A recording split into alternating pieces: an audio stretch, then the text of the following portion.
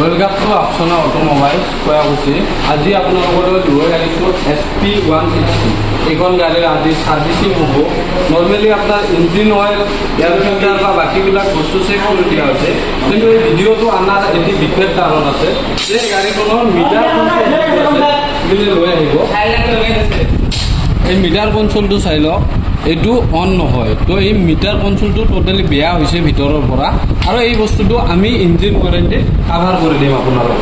এই গাড়ীখনৰ 10 বছৰৰ ভিতৰত যিখিনি ডেমেজ হয়, ইলেক্ট্ৰনিক পাৰ্টছ বা ভিতৰত যিকোনো পাৰ্টছ যিখিনি ৱাৰেণ্টিত কাভাৰ থাকে, আমি টোটেলি ফ্ৰী অফ কষ্ট ৰিপেয়াৰ আৰু ৰিপ্লেচ কৰি দিম। আপোনালোকে এইপিনে আহিব, ইয়াতে এখন আমাৰ লিষ্ট আছে, চাই ল'ব। পজ কৰি আপুনি ভিডিঅ'টো চাই ল'ব। এই লিষ্টখনত থকা প্ৰত্যেকটো পাৰ্ট আপোনালোকৰ ইঞ্জিন ৱাৰেণ্টিত, হণ্ডাৰ এক্সটেণ্ডেড ইঞ্জিন ৱাৰেণ্টিত কাভাৰ হৈ যায়, আৰু এই বস্তুটো আপুনি টোটেলি ফ্ৰী অফ কষ্ট ৰিপ্লেচমেণ্ট পাই যাব। তো গতিকে আপোনালোকে আহক, আপোনালোকৰ ওচৰতে আছে কয়াকুছি বজাৰ আপসানা অটোমোবাইল। আপুনি নিজৰ হণ্ডা গাড়ীখন লৈ আহক, টোটেল ছাৰ্ভিচিং কৰি লৈ যাওক।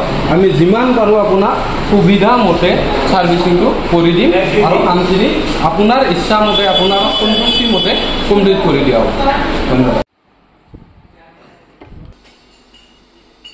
আমি আপোনাৰ ইঞ্জিন অইলটো চেঞ্জ কৰিম, আৰু আপোনাৰ হ'ল এডিটিভবিলাক লগত ইঞ্জিন অইলৰ লগত, আৰু আমাৰ এয়াৰ ফিল্টাৰটো ঠিকে আছে। এয়াৰ ফিল্টাৰটো আমি নেক্সট ছাৰ্ভিচিঙত চেঞ্জ কৰিম। এয়াৰ ফিল্টাৰটো ভালেই আছে, আৰু আমি চেমটো আমি ক্লিনাৰ কৰিম। ডিস্ক পেডটো চাম, ক্লাছবিলাক ব্ৰেকবিলাক সম্পূৰ্ণ এ টু জেড চাই দিম। তাৰমানে এ টু জেড চাব লাগিব। চিটটো খুলিছোঁ, এতিয়া আমি আমাৰ অলপ তাৰমানে মিটাৰটো অলপ প্ৰব্লেম আছে। মিটাৰটো আমি এইটো বেটেৰীখন খুলি চাম, আৰু কি হয় নহয়, নহ'লে আপোনাৰ এইটো আমি ৱাৰেণ্টিত পঠাই দিম।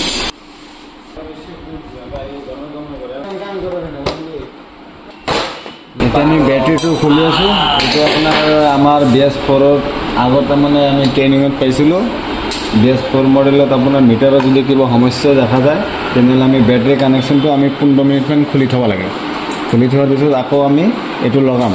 লগোৱাৰ পিছত যদি মিটাৰটো অন হয়, চালু হয়, তেনেহ'লে ঠিক আছে, যদি নহয় তেনেহ'লে এইটো বেয়া হৈছে।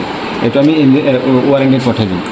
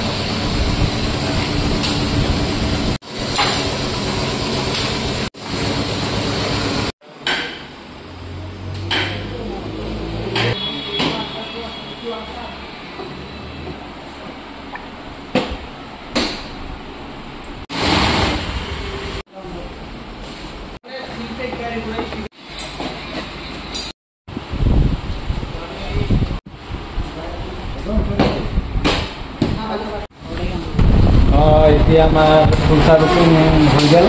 আমাৰ কোম্পানীৰ ছাৰ্ভিচিং ক্লিয়াৰ। অ'কে, আজি মইতো এইখিনি সমাপ্ত।